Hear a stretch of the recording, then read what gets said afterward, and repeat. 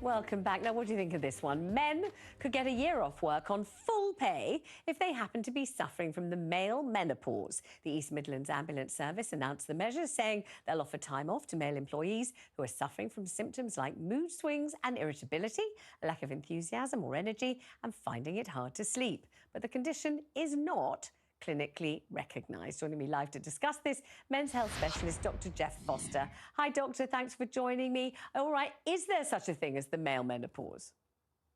Yeah, there's literally decades worth of data showing that men with low testosterone do less well in terms of quality of life, in terms of metabolic disease risk, in terms of osteoporosis, lots and lots of stuff. And it's been around for ages, but I think it's had a bit of a problem in getting recognized in perhaps the same way menopause had problems getting recognized maybe 5 or 10 years ago. And I think it's one of those cultural things in medicine. So, 10 years ago, if you're menopausal, you'd go to your doctor and the doctor just goes, right, it's normal, isn't it? You just faff it off. It's normal. You don't need HRT. That's normal. You just go through it. And so all these hundreds of thousands of women were being left and struggling.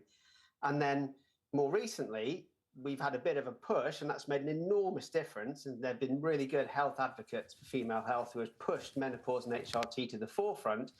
And then the guys in the same situation, and I'm not comparing the two too closely, are saying, well, hang on a minute, testosterone deficiency has got lots of data as well.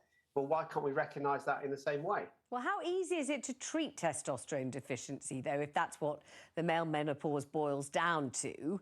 How do you treat it? Is it patches? Is it injections? Is it the male equivalent of HRT? What is it? It's exactly that last bit. It's the male equivalent of HRT.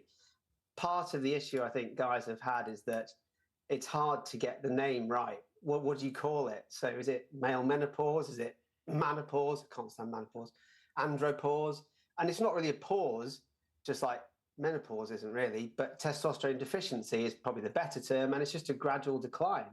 And we treat it with either topical gels or creams or injections, and the best one is the one that suits your patient. If it's so easily treated, provided you get the gel or the cream or whatever it is right, why on earth would any bloke need a year off work to grapple with the permutations of the male menopause? If it's really that bad, it's not going to be better after a year, is it? I've been struggling with mine since I think 2011, and I don't seem to be coming out the other end yet. So I would have had to take a good 12 years off work or something, which maybe I should have done. I could have reclined on a chaise-longue and eaten a bunch of grapes or something. But I mean, what will a year off do? You're right. I think it's a very interesting thing. In many ways, I'm amazed and quite encouraged by the fact that any employer has started to recognize that testosterone deficiency is even a thing. So we're starting to get some recognition of the process. I would say that we're not trying to jump, or I'm not trying to jump on the bandwagon of menopause. And most guys who I treat, we've got about 800 of patients on our list, they don't really have symptoms commonly as bad as menopause for women.